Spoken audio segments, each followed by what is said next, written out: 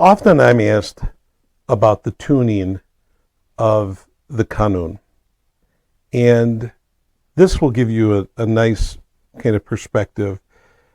This particular kanun has got 76 strings to it, and different kanuns vary, a couple of strings here and there, but typically they're around 76 strings. You'll see that there are 3 strings, and each of those strings are tuned in unison. Okay? And the strings rest on these levers. We call them mandals, and they allow me to bend the notes. So I typically tune chromatically, and that's kind of my base. And then I'm able to do, major and minor scales from that point moving forward. Now, when I tune, I don't just start from the bottom and work my way up, because as you can see, all of these strings rest on a bridge, and the bridge itself rests on these sort of 4 chambers, and this is a skin, a membrane of some sort. The problem of just tuning from bottom to top is this bridge can sway. It's resting on these chambers. There's probably about 10 to 15,000 pounds worth of pressure from the string on the bridge on that skin.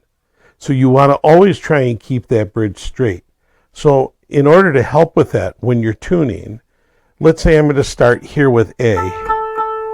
I'm going to start with A, and then my next note, I'm going to go up 1, and then next note, I'm going to go down 1. And I'm going to kind of go back and forth. And that keeps my tuning equal. And so I'm not necessarily tuning the bottom half and potentially pulling this bridge over to one side and bending it. That would be the worst thing in the world for it. But let me give you an example of just kind of tuning. Of course, I use a tuner. I like using this kind of electronic tuner. And again, this is my A. And you can see that it's a little bit flat. Now, the problem with tuning the kanun in any kind of a weather is humidity, and as I'm doing this right now, it's kind of humid outside. You'll see that I've got a key, and that key goes in, on top of the pegs, and I'm going to turn the key as I'm looking at the tuner and kind of plucking the string. So I'll do the first one. Seems to be in good shape. The next one, a little bit out of tune.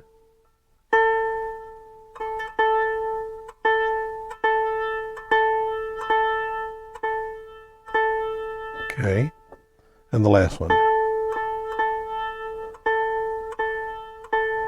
Okay.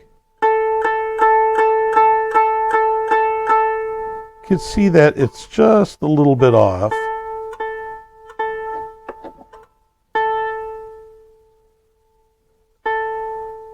Also, sometimes it's the resonation that the tuner is picking up too. Okay. Another trick is if it's really close, you can put your thumb or a finger on the actual string itself and push it down, and that'll also kind of give it some. Still a little flat.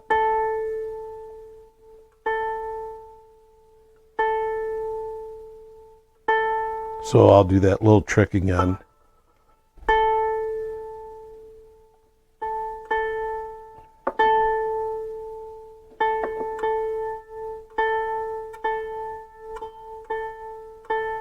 Now you see why I say it's a tedious project. So you do this for all the strings. And then, yes, it's really possible that you do this and then some other strings kind of fall out of tune since you did that. Not like other instruments where there's only a few different strings to worry about. You've got 76 strings to tune with this instrument. So there's your quick lesson on tuning the kanun.